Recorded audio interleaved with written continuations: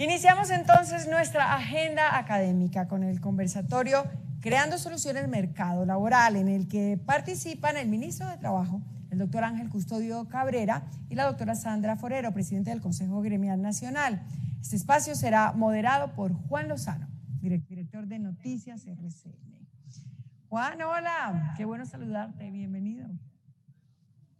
Muchas gracias, Inés María. Igualmente, muy buenos días. Es un placer estar aquí, es un placer y un honor. Quienes hemos seguido a lo largo de los años la vida institucional del sistema de compensación familiar en Colombia y de las cajas y de asocajas, solo podemos sentir admiración y gusto de poder estar con ustedes.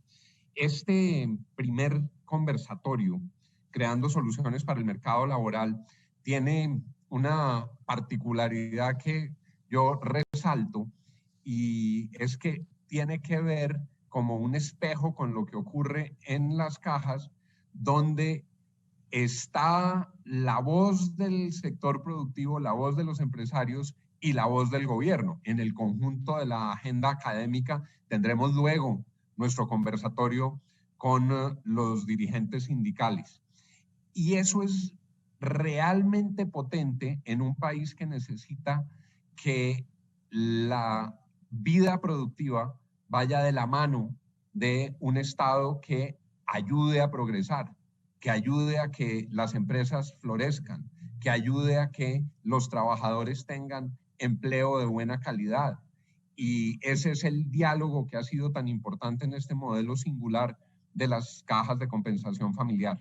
En unos minutos estará con nosotros el ministro Ángel Custodio Cabrera, que estaba con el presidente en la intervención que acaba de terminar, y a mí me da mucho gusto, para que vayamos avanzando y entrando en materia, saludar a Sandra Forero, que es la presidenta del Consejo Gremial, la presidenta de Camacol, pero que además tiene un título que a mí me parece muy bonito y muy importante, y es que es la primera mujer que llegó a presidir el Consejo Gremial Nacional. Doctora Sandra, qué gusto saludarla, qué gusto encontrarla aquí en este conversatorio.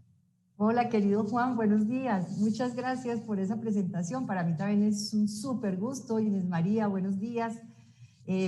Adriana debe estar acabando la parte de instalación, pero la quiero saludar también con mucho cariño, Adriana Guillén, la presidenta de Asocajas, que hace un papel tan maravilloso, con unos actores, como lo dices tú, que son tan importantes para el país, para el desarrollo social del país sobre todo.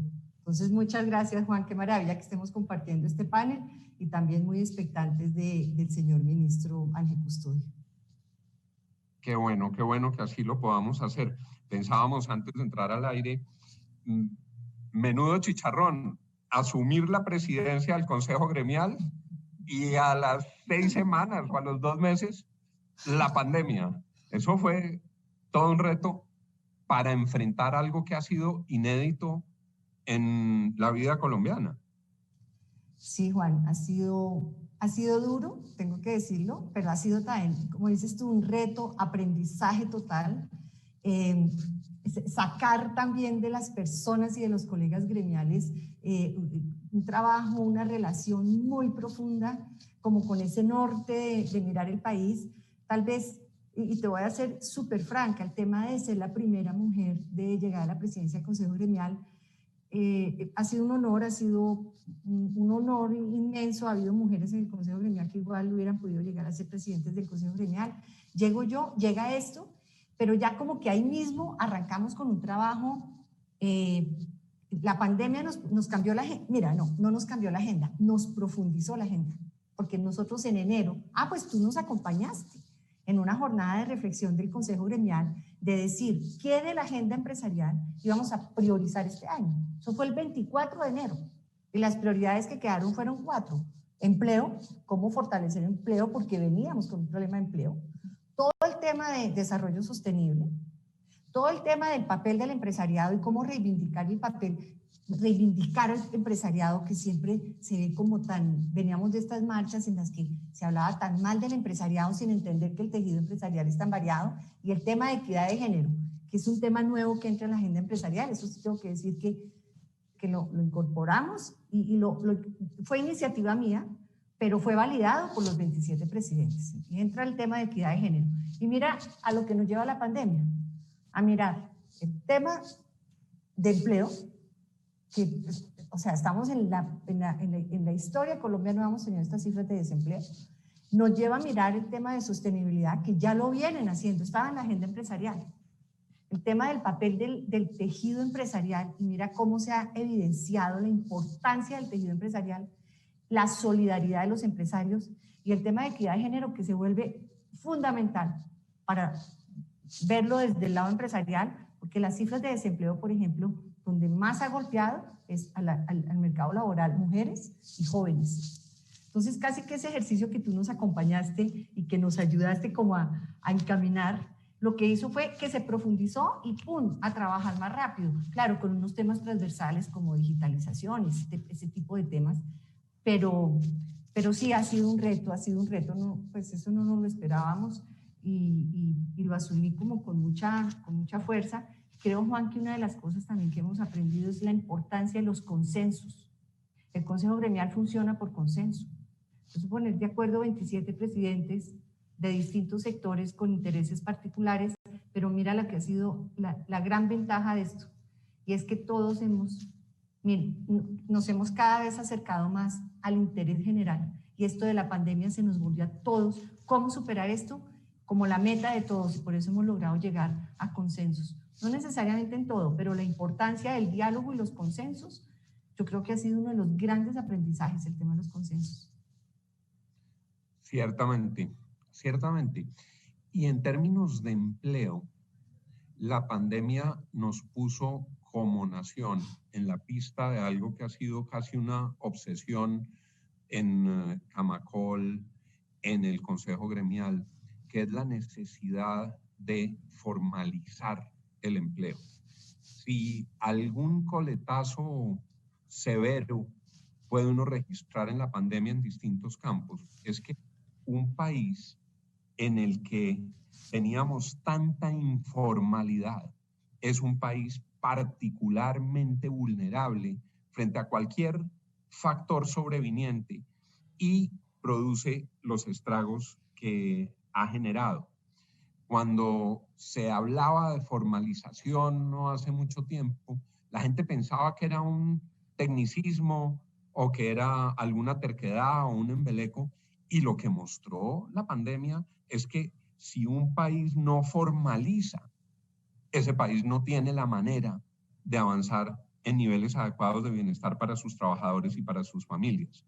Y en un sistema espectacular como el sistema de compensación familiar en Colombia, toda esta tarea de prodigar bienestar que hacen las cajas de compensación, pues no es posible si el país no tiene una disciplina, una insistencia, una ruta permanente de formalización laboral. Entonces quisiera unas reflexiones sobre este tema del empleo formal y la necesidad de que ese sea un asunto central en la formulación de políticas públicas y en la agenda conjunta entre el Estado, el sector privado y también las organizaciones de trabajadores.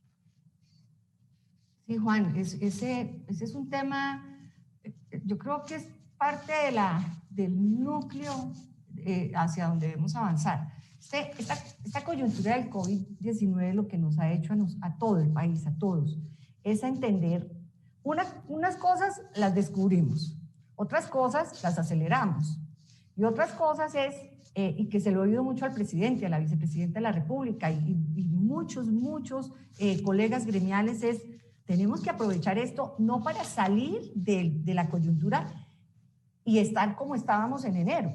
No, al contrario, debemos aprovechar esto para salir y avanzar, dar un salto de esos elementos que vimos que son neurálgicos para el país. Ahora, en el tema de la informalidad, como dices tú, no necesitábamos una pandemia para darnos cuenta de que es un problema enorme de país, pero lo que sí nos puede servir esto es para darnos cuenta que la población, estos trabajadores que están en informalidad, porque finalmente son ocupados, pero en condición de informalidad, eso es un 47%. O sea, eso es la mitad del país en condición de informalidad. Y eso, como lo dices tú, ¿qué pasa con esta población? Pues es un marco enorme de desprotección social. Y por supuesto, para el país, para todos nosotros, es una menor base de contribuyentes. Pero pensémoslo, pensémoslo como contribuyentes, pero también pensémoslo como población desprotegida. Es que no tienen... Date cuenta, y el presidente ahorita lo acaba de mencionar, que me gustó mucho no solo la intervención de Adriana, sino del señor presidente en la instalación, y él decía, mire todo lo que ha hecho el gobierno, y eso es un esfuerzo enorme, atender población vulnerable, en todos, ¿no? Tanto jóvenes como familias, todo lo de ingreso solidario, proteger la nómina, que eso para nosotros es sagrado, que protegiendo nómina y condiciones para liquidez para el tejido empresarial, que casi que es sinónimo de proteger nómina. ¿Y dónde están los informales, Juan? Los informales se quedan por fuera de todo eso. Entonces, sí es un elemento que tenemos que ver, seguramente más adelante entraremos a hablar como de las propuestas, pero es que necesitamos generar más empleo, pero empleo de calidad. ¿Y empleo de calidad es qué? Que, por ejemplo, entren a un esquema como las cajas de compensación, que lo que garantizan al trabajador es bienestar, que lo que le garantizan al trabajador es condiciones o facilidades para educación, en vivienda, bueno, todo lo que garantizan las cajas. Pero ese tema de la informalidad sería un gran error salir de esta coyuntura para decir, bueno, vamos a seguir generando los 40.000 o 50.000 puestos de trabajo que estábamos generando formales al año, olvidándonos de cómo abrirle la puerta a esa informalidad para que entre la formalidad y cómo cómo generar más empleo. Un camino indispensable para poder garantizar un avance sostenido en materia de formalización laboral es la formación para el trabajo. La formación para el trabajo se convierte en una prioridad. Es muy interesante y veo que aquí ya está próximo a conectarse el señor ministro.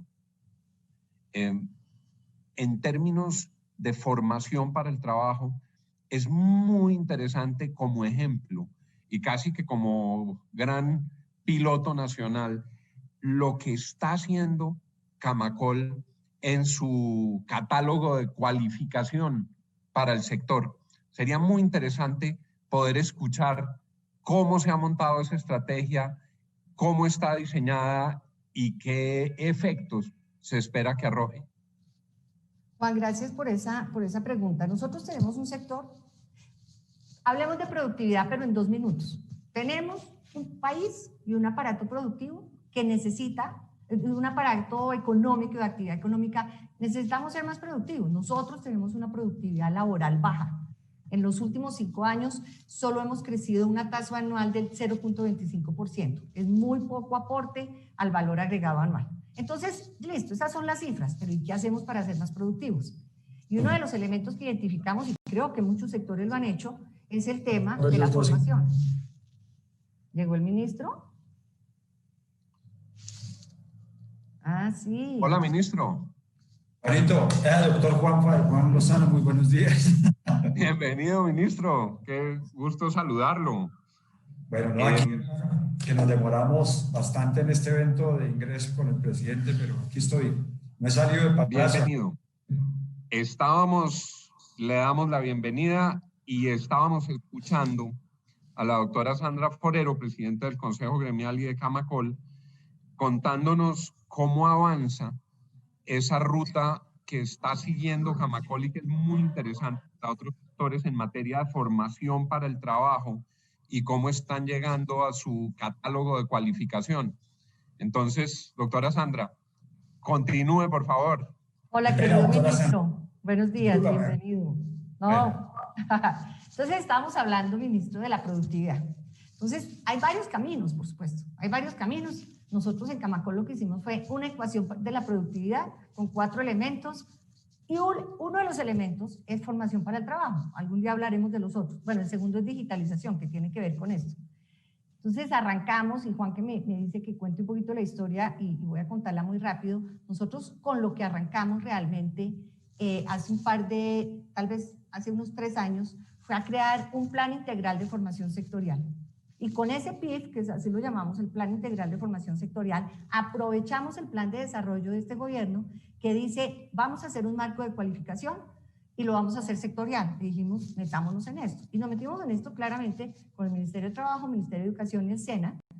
Digamos que ¿por qué lo digo y lo digo con cuidado? Liderado desde el sector, porque sí es muy importante cerrar la brecha, que se tenga en cuenta qué es lo que necesita el sector del que estemos hablando, el sector productivo del que estemos hablando.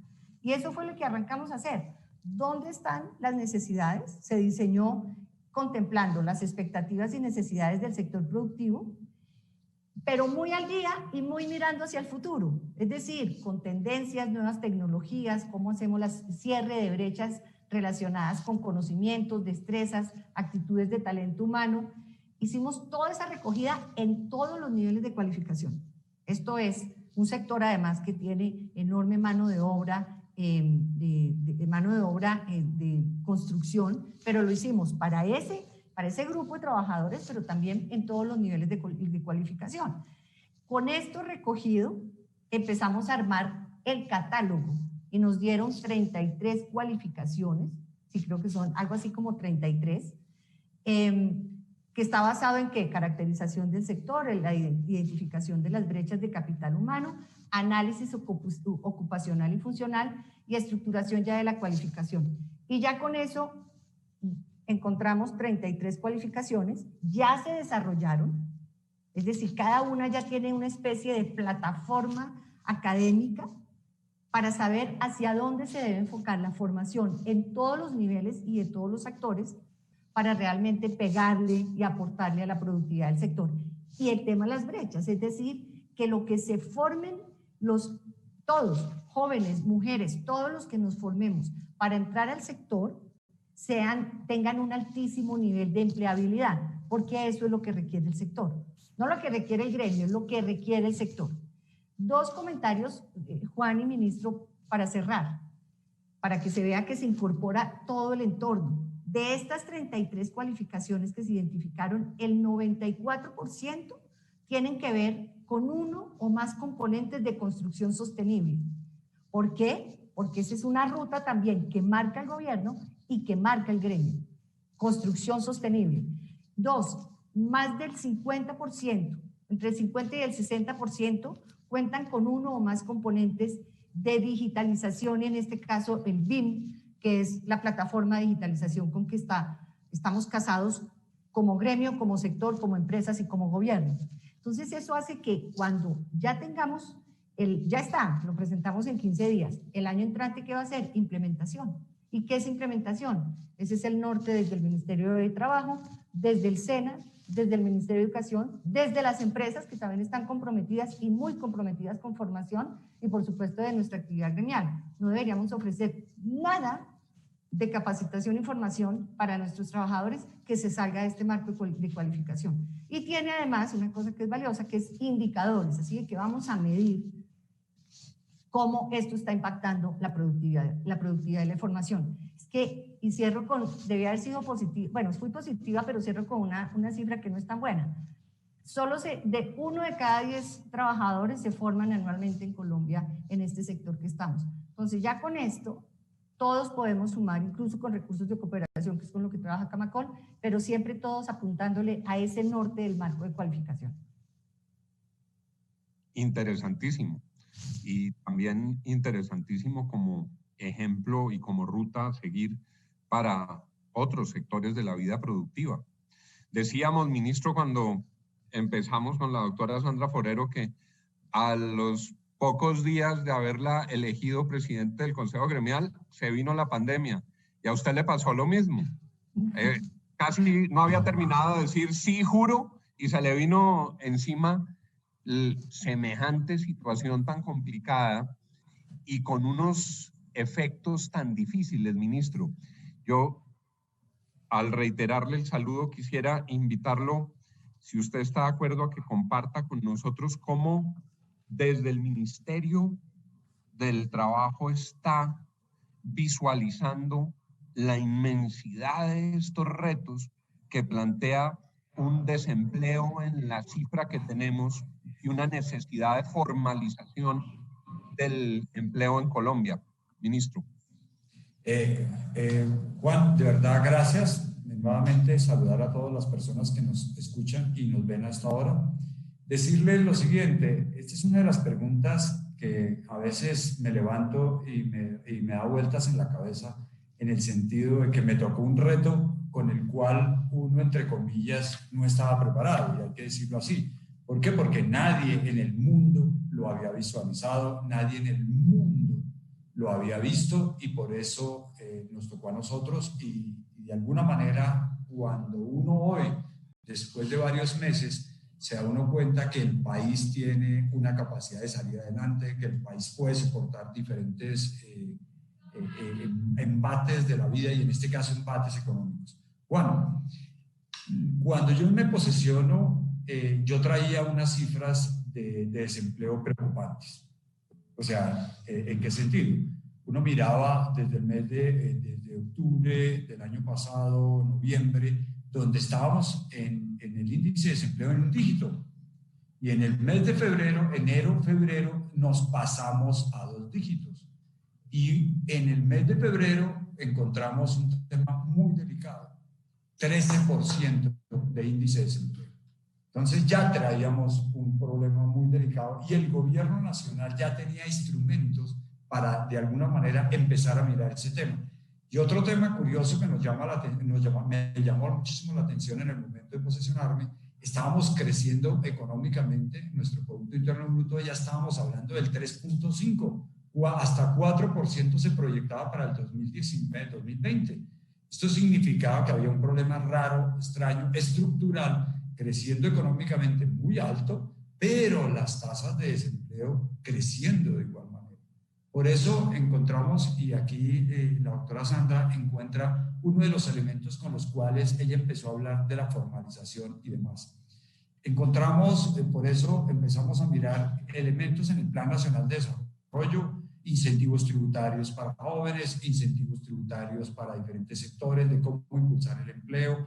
Y de otro lado, empezamos a mirar el tema del sistema. El Sistema Nacional de Cualificación es clave para toda esta situación. Nosotros, igual que la doctora Sandra y Camacol, hicimos un análisis de brechas y lo estamos mirando, analizando sector por sector, porque eso era lo que había que hacer, demostrar por qué el desempleo está en determinados sectores y de alguna manera bajar y determinar: aquí falta este técnico, aquí falta este tema, los jóvenes por qué no están ingresando al sistema laboral. Y en este momento, por eso el Gobierno Nacional y el Ministerio de Trabajo tiene varios elementos. Servicio público del empleo, encontremos ese match entre lo que requiere el empleador y lo que está el trabajador. ¿Cómo formamos a ese trabajador? ¿Cómo lo sacamos adelante? ¿Cómo lo cualificamos? ¿Cómo revisamos esa hoja de vida? ¿Cómo lo preparamos para el mercado laboral? Eso arrancamos, y con la pandemia, pues obviamente los índices se nos dispararon. En abril, que fue el pico más alto, en mayo se vio reflejado, donde perdimos 5 millones y pico de empleos, pero cuando ya revisamos agosto, recuperamos 3.177.000. Y el trabajo formal, que es el que más me preocupa, porque es el que más, un trabajo formal es bien complejo, porque el trabajo formal, construirlo, volverlo a colocar, es lo más difícil. Y el resto que evidenciamos es el trabajo informal. El trabajo informal con la pandemia pues se fue, y por eso aparece esa cifra tan alta, se reactiva la economía. El trabajo informal, el trabajo de subsistencia vuelve a aparecer. Entonces, el reto que tenemos es cómo logramos, por efectos de esto, teniendo un problema de conectividad. ¿Está Juan? Aquí estoy. Sí, estábamos contándoles a las personas que están conectadas que hemos perdido por unos minutos la conexión desde Palacio de Nariño con el ministro de Trabajo Ángel Custodio Cabrera. Estamos tratando de restablecerla, pero bueno, si quiere siga usted adelante, que ahí también continúa la presidenta del Consejo Gremial, Sandra Forero. Muchas gracias, Inés María. Tenemos al ministro de regreso. No. ¿Qué ha pasado? ¿Del ministro? Doctora Sandra, ¿me escucha? Sí. Sí, Juan, estamos conectados. Nos falta el ministro. Pues, si le parece, retomamos a partir de lo que planteaba el ministro. Y yo le preguntaría, mientras él se vuelve a conectar, cuando uno oye ese itinerario, el golpe inicial, los esfuerzos de recuperación, los mecanismos de amortiguación de la severidad de la crisis en los hogares más pobres, y uno tratara de recapitular lecciones y aprendizajes que nos deja el manejo de esta pandemia, ¿usted qué nos diría, doctora Sandra? Juan, por supuesto, yo creo que desde nuestros distintos papeles, cada cual ha aprendido cosas como personas, como colombianos, como ciudadanos, o con la camiseta que nos haya tocado, ¿no? Desde la presidencia del gremio, en este caso Camacol, y desde el Consejo Gremial. Yo creo que aprendizajes, un tejido empresarial muy, muy resiliente, Juan. Es que el golpazo, y todavía no ha pasado, y todavía no ha pasado, y yo valoramos enormemente, y acá no digo yo, nosotros desde el Consejo Gremial, esa lucha permanente por proteger el tejido empresarial es infinitamente legítima, Juan. Hay veces me sorprende como que no hemos sido capaces de mostrarle a los colombianos de a pie la importancia del tejido empresarial. Es que un empresario no es, voy a decirlo, no es un señor de corbata que está allá en un escritorio, no, el empresario es un luchador. Es que tenemos un tejido empresarial, tú conoces esas cifras, el país las conoce, más del 85% son MIPYMES, y hay microempresas que no es solo protegerlas, no es un tema de proteccionismo, es un tema de darle las garantías para que se mantenga, porque ahí hay 10 empleos o 15 empleos que no son una cosa menor en una coyuntura. Entonces, la resiliencia y la capacidad del tejido empresarial, la capacidad enorme de no tener resistencia al cambio. Salieron las cifras de pulso empresarial que está haciendo el DANE, y mucha empresa de todos los tamaños entendió que el camino era la virtualidad. ¡Pum! Nos vamos por la virtualidad. No es tanto la palabra reinventarse, es el tema de mirar dónde están las oportunidades. Por eso hay cosas que se van a acelerar. Insisto, el tema de las solidaridades del empresariado. Juan, mucho de lo que se ha logrado para contener el impacto de esto sí es un esfuerzo enorme del gobierno, pero también del empresariado. Cantidad de campañas, cantidad de recursos direccionados ¿a dónde? A proteger nuestro personal médico, a ampliar la capacidad hospitalaria, a entregar mercados, encaminados a muchas cosas, pero que si uno suma eso desde lo que dieron los empresarios, desde ese tejido empresarial, ha sido un aporte enorme para el país. Entonces sí hay un tejido empresarial solidario, ese es otro gran aprendizaje, un tejido empresarial con el que puede contar el país. Por eso nosotros hemos afirmado desde el día 1, el tejido empresarial es la base del tejido social en Colombia. Gran aprendizaje también. Lo digo, y otro tema que lo dije al principio, la importancia de los consensos. Si no logramos, por eso hay veces uno se sorprende, voy a decirlo también, que a cada buena acción entonces tiene que llegar, yo no estoy diciendo que no se debata, tampoco estoy diciendo que uno trague entero, pero sí lo que consideramos es, miren, si hay fórmulas que están funcionando, apoyémoslas y sigamos para allá. Mira lo valioso del PAEF que se hizo en medio de la emergencia, el gobierno toma la decisión, el Consejo Gremial había hecho una serie de propuestas parecidas a esas, finalmente el gobierno coge el camino que decidió tomar y lo implementó, y ahora el Congreso de la República de alguna manera ratifica eso, porque ya estamos no en emergencia, sino en manos del legislativo, y eso es un ejemplo de que puede haber consensos y todos mirar para el mismo norte, para sacar adelante el país. Ahí hay mucho aprendizaje que ojalá no se acabe cuando se acabe esta coyuntura, que sí va para largo, pero los aprendizajes no se pueden olvidar, en lo bueno y en lo menos bueno. Ya volvió el ministro. Exactamente. Aquí veo que ha regresado el ministro, doctor Cabrera, nos escucha.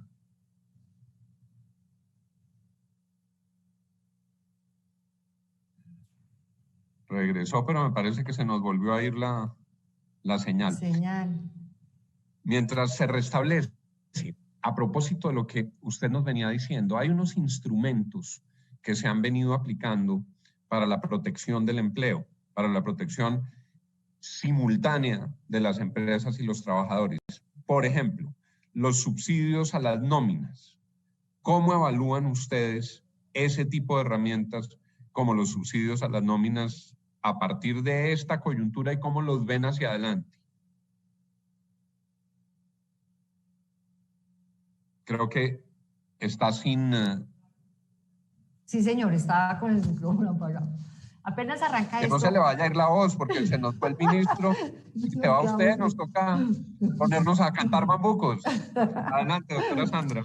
No, te estaba diciendo, cuando arranca esto, el presidente Duque nos llama, nos dice al Consejo Gremial y dice, miren, esto arrancó, ya pasamos la etapa de preparación, estamos en etapa de contención y vamos para adelante a contener hasta que llegue la de mitigación. Y como Consejo Gremial dijimos, nos sentamos a construir propuestas. De alguna manera, en el marco de lo que nos planteó el presidente. Primero la salud, porque estábamos arrancando para mantenernos en etapa de contención, pero también ahí mismo miremos cómo vamos mitigando impacto desde el punto de vista económico. Y arrancamos a trabajar. Por eso digo la importancia de los consensos. Nosotros alcanzamos a presentar un poco más de 40 propuestas estando en etapa de contención y seguimos y lo mantuvimos en etapa de mitigación. Y yo diría que un 90% de esas propuestas se acogieron, algunas parcialmente, y por eso nos toca seguir trabajando. Pero en este tema, por ejemplo, de la nómina, primero la salud, después, ¿qué necesitábamos, Juan? ¿Qué se necesitaba? El tema de liquidez de las empresas, protegerlas para mantener sus obligaciones. Y ahí aparecen todos los temas de nómina. Entonces, tú me preguntas, ¿cómo valoran eso? Infinitamente positivo. ¿Qué se necesita? Sabemos que esto no puede ser un barril sin fondo, pero también sabemos que hay sectores que hasta ahora están empezando a salir y por lo tanto valoramos tanto, y lo mencioné ahorita, el ejercicio desde el Congreso de la República, donde están dando ya el proyecto de ley para ampliar tiempos y cambiar algunas condiciones del subsidio a la nómina, donde también se va a incorporar lo del subsidio a la prima, que es también importante. ¿Y eso qué es lo que garantiza? Pues poder cumplirle a los trabajadores, ¿desde dónde? Desde el sector empresarial. ¿Con el apoyo de quién? Con el apoyo del gobierno nacional. Entonces, es el tema de nómina, el tema de liquidez de las empresas, todo el ejercicio que se ha hecho con Fondo Nacional de Garantías, que se pueden mejorar algunas cosas desde el punto de vista de la operación, o que más bien, apenas sale, se demoró un poco en su implementación, porque es que esto estábamos todos en el proceso de entender qué era lo que había pasado, pero también ha sido efectivo, toca decir que también ha sido efectivo. Entonces lo valoramos muy bien. Lo único que decimos nosotros es no podemos bajar la guardia porque esto sigue. Entonces se requerirán seguramente otros instrumentos. Y unos temas que el ministro sabe que seguiremos trabajando, y es cómo podemos revisar ese tema de las incapacidades, porque ahorita con el aislamiento selectivo, el tema del PRAS, necesitamos que el tema de las incapacidades sea un tema que se mire distinto a como se ha venido planteando para que para esa carga de todas esas incapacidades no impacte también este tejido empresarial que sigue estando vulnerable. Muchas gracias, doctora Sandra. Ha regresado el ministro y entonces le doy paso rápidamente antes de que se nos vuelva a ir la señal, ministro. Estaba usted haciendo su presentación sobre el camino para afrontar estas dificultades y lo que viene hacia adelante para remontar estas cifras de desempleo y las complicaciones que se nos han presentado. Adelante, ministro. Sí, Juan, estaba explicando que básicamente con estas cifras de desempleo que nos quedaron evidenciadas, pero sin embargo el primer punto más importante que logramos es que, digamos, con el tema de la reactivación, era lograr salir adelante con todas las actividades económicas, obviamente cumpliendo con todos los protocolos de bioseguridad, y así está ocurriendo, y automáticamente volvimos a tener unas cifras de desempleo manejables. Y yo creería que el mes de septiembre va a ser así y el mes de octubre va a continuar. Hay actividades en las cuales tenemos dificultades, en las cuales va a ser difícil su reactivación. Estamos hablando de la industria aérea, estamos hablando de restaurantes, estamos hablando de todo el sector de turismo y entretenimiento. Pero Sandra estaba explicando algo con lo cual, por eso la decisión del gobierno de continuar con ese tipo de impulsos, de ayudas en las cuales garantizamos el empleo o por lo menos logramos tenerlo ahí, o en el proceso de formalización. En este evento de Azocajas, a nosotros nos llama la atención que nosotros, digamos, uno analiza cerca, al final se proyectaba una pérdida de un 20% de formalización.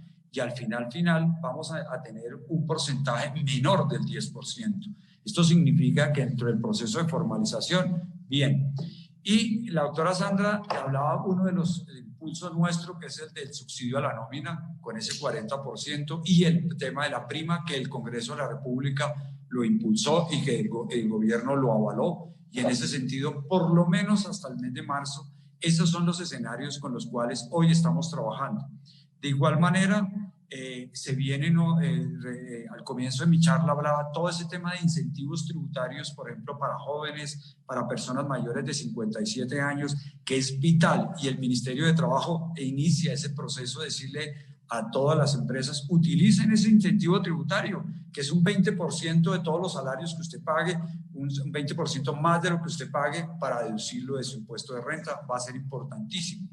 De igual manera, la doctora Sandra ya se me reía ahí y me decía con el tema del subsidio que tiene que ver a las incapacidades, ya lo tenemos casi listo, vamos a reunir, me falta una reunión con el Consejo Gremial que me lo pidió la doctora Sandra, vamos a hacerlo para ayudar a las empresas, pero más que ayudar a las empresas es al trabajador para mantener esa posibilidad de empleo, en el sentido que en estos aislamientos obligatorios en los cuales por salud tienen que estar, hoy la pérdida, muchas de las empresas lo están asumiendo, pero el trabajador tiene que conservar su puesto de trabajo y en ese sentido nosotros vamos a crear ese subsidio y ya lo tenemos casi listo.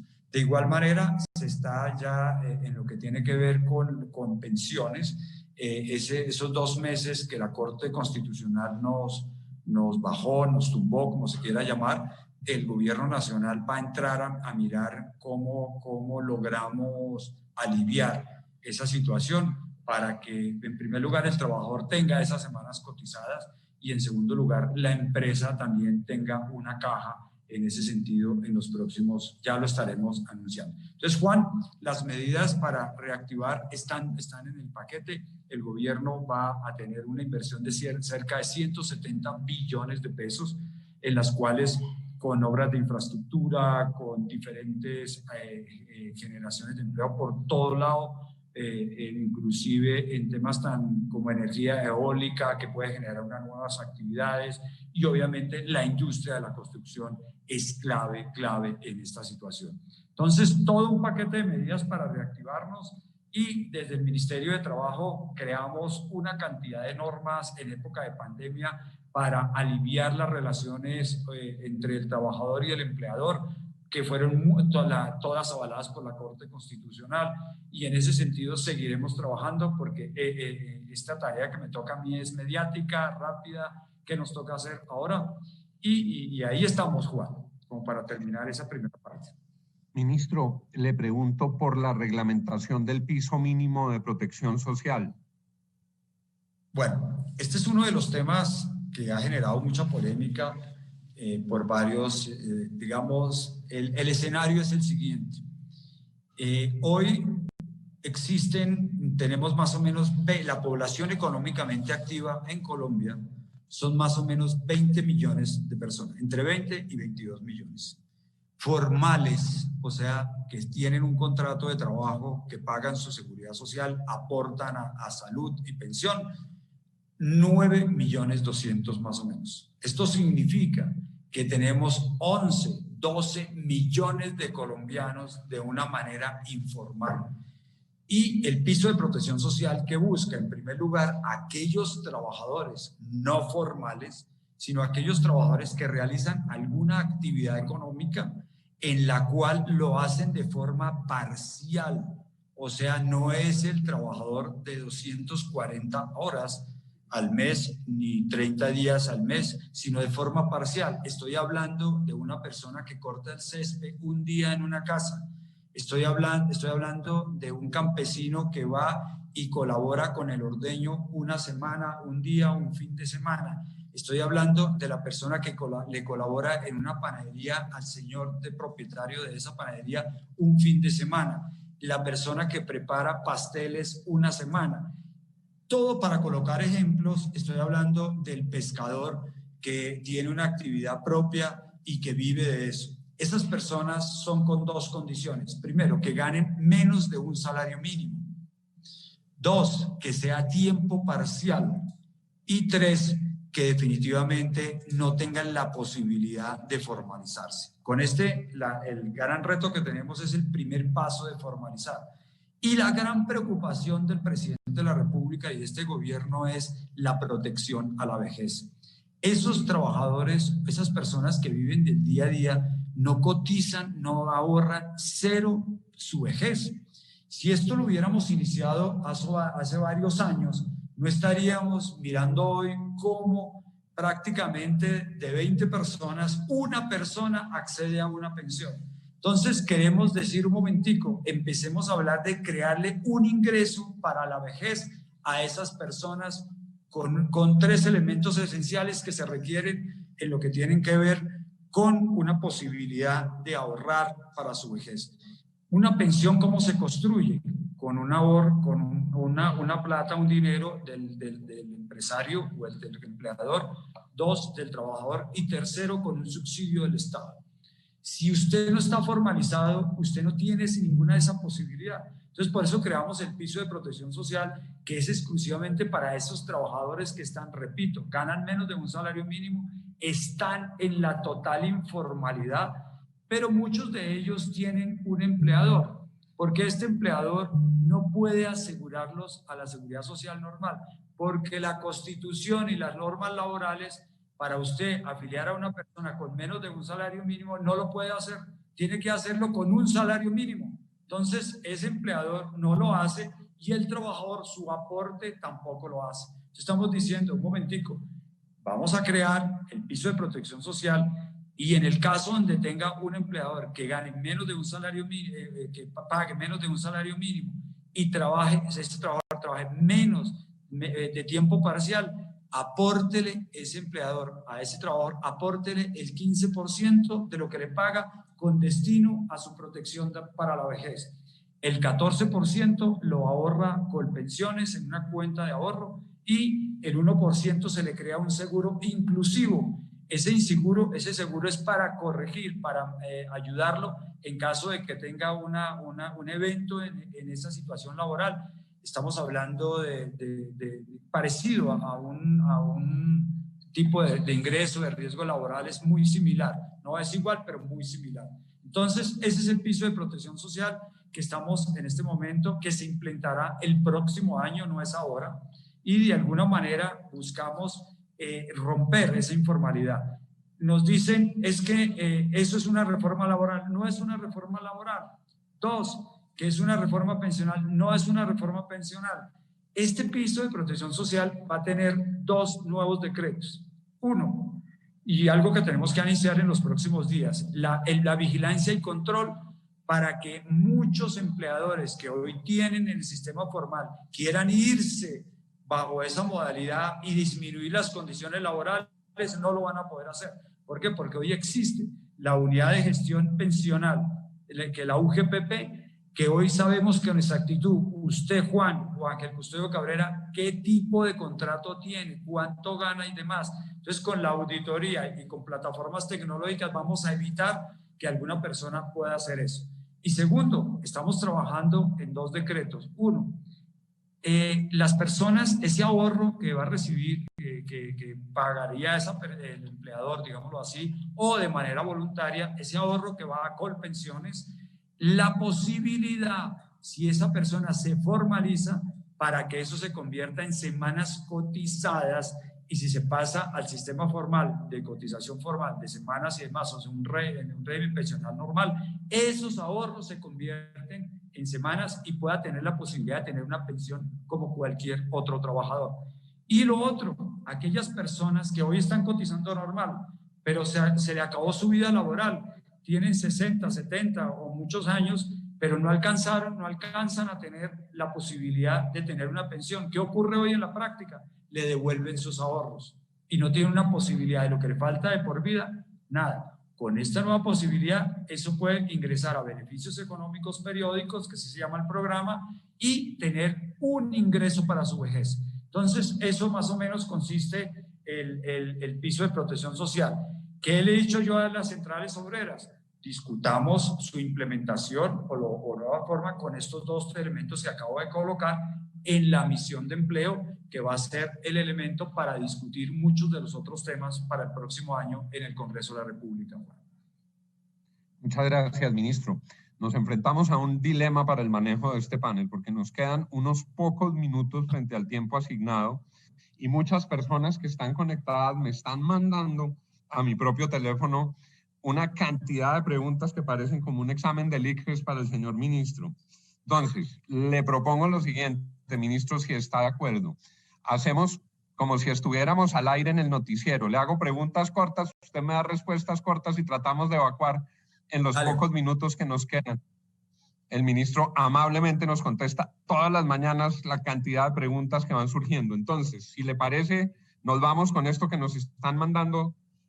Entonces, aquí me preguntan, por favor, pedirle al ministro que precise lo que se pueda sobre el subsidio para las incapacidades. Listo, estamos en este instante, vamos a crear más o menos para personas que ganen un salario mínimo y el equivalente entre 7 y 10 días es lo que financiaría el gobierno nacional. Lo haríamos a través de las ARL y con los empleadores en ese sentido. Avance en materia del subsidio al desempleo. 30 segundos, un tema particularmente sensible para las cajas que han tenido una gran presión frente a ese asunto. Subsidio al desempleo, ministro. Listo, las cajas agotaron la plata del 4%, la agotaron totalmente, beneficiando a más de 220,000 personas y en este momento tienen una lista de espera de más o menos unas 100,000 personas o más de 100,000 personas listas. El gobierno nacional entregó 55,000 millones de pesos que hoy las cajas están agotando para 21,000 personas. Y mañana mismo estaremos entregando una nueva resolución cuando las cajas nos digan, listo, mire, la lista de espera es esta y vamos a entregar más de 100,000 millones de pesos, exactamente 140,000 millones de pesos nuevos que pueden alcanzar para más de 200,000 personas nuevas o 300,000 personas nuevas. Entonces concluyo, Juan, 140,000 millones de pesos para 300,000 personas nuevas, pero con la modalidad de ingreso solidario, o sea, 3 meses, abril, mayo y junio, más o menos 160,000 pesos mensuales. Esa es la conclusión y con la ayuda de las cajas de compensación familiar que han sido vitales para este momento de desempleo fuerte. ¿Cómo se avanza en la concertación con las autoridades locales y particularmente con los alcaldes de ciudades capitales? Me dicen el 73% de los contagios son en ciudades capitales. Se hace un enorme esfuerzo en los protocolos para abrir todos los sectores de la economía, pero se requiere un diálogo y una articulación. ¿Cómo se da esa articulación?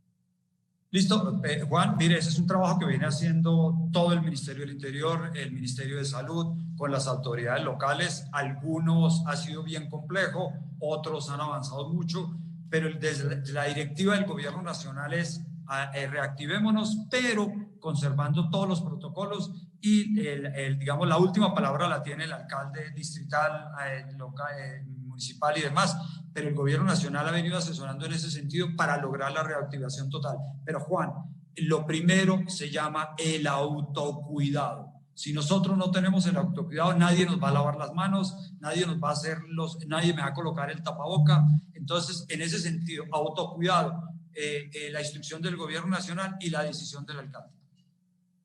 Y la última, ministro, ¿cuál debería ser el futuro del teletrabajo o trabajo en casa? ¿Qué medidas se están adoptando frente a quienes se quedan en casa a trabajar?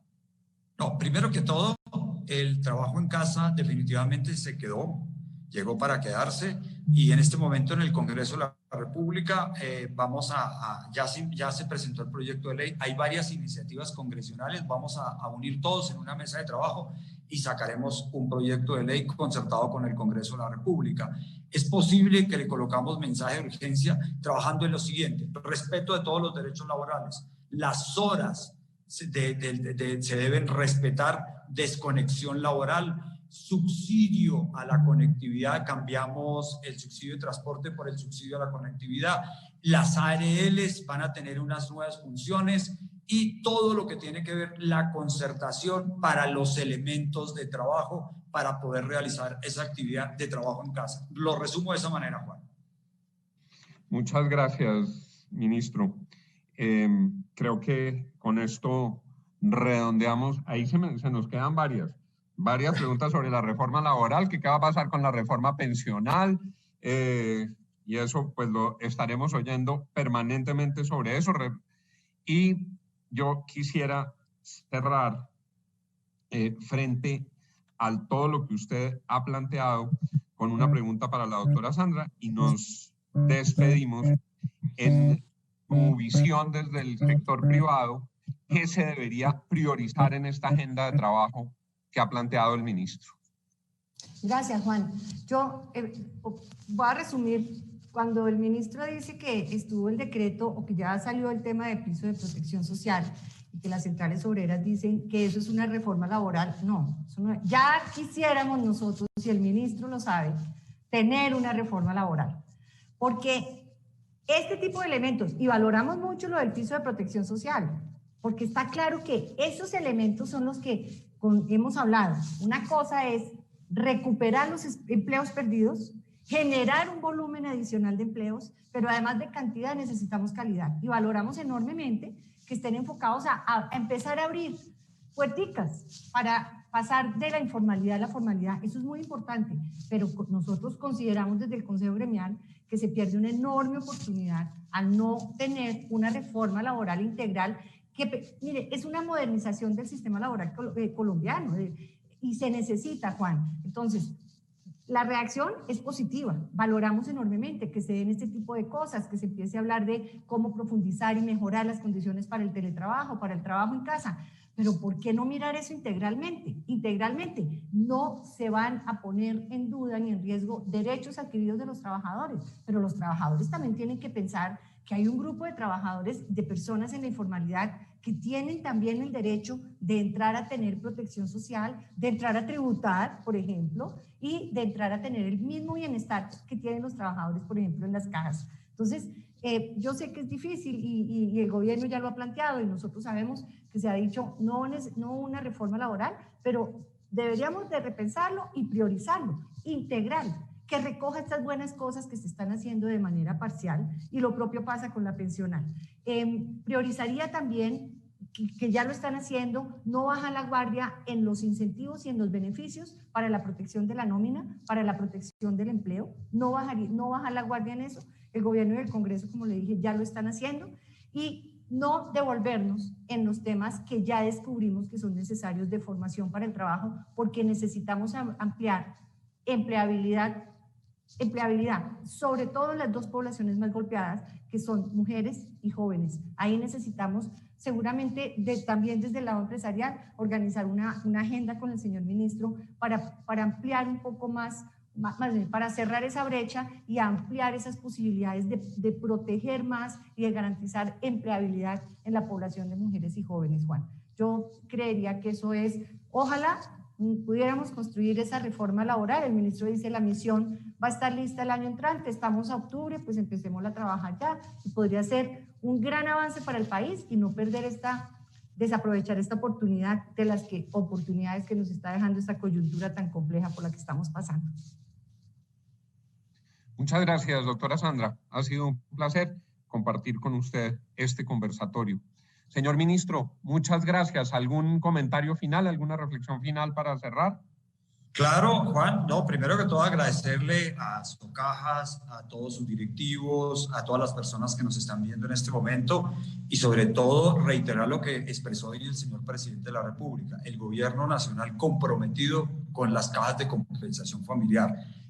Acabo de colocarme 2 tareas. Una, vamos a masificar toda la ayuda por parte de las cajas a nuestros pensionados. De esa manera el tema de recreación va a ser muy importante y el tema de fomentar las pequeñas y medianas empresas vía cajas de compensación familiar, o sea, utilizar ese instrumento, ese vehículo financiero y podemos apoyar y podemos sacar adelante el tema del empleo. Y último tema, escuchando a la doctora Sandra, efectivamente nuestra misión de empleo está trabajando, está haciendo los esfuerzos necesarios, nuestros expertos ya lo están trabajando, expertos nacionales, internacionales, por ejemplo, la Universidad Nacional de Colombia vinculada a la misión de empleo con su decano de Derecho, decano de Economía, y estaremos presentándole al país lo más pronto posible todos esos temas laborales que de una u otra manera requiere el país, pero obviamente debe ser concertado y trabajado con todos los actores tripartitos que componen el mercado laboral en Colombia.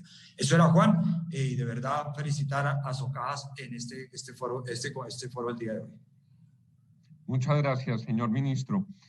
Y por supuesto nos sumamos a esa voz, agradecerle a la doctora Adriana Guillén y a todo el equipo extraordinario de Socajas que nos haya permitido estar aquí y reiterar lo que es casi un mantra y debería serlo siempre para Colombia. El sistema de compensación familiar y nuestras cajas de compensación familiar son un tesoro en la construcción de una sociedad más equitativa y con mejores niveles de bienestar.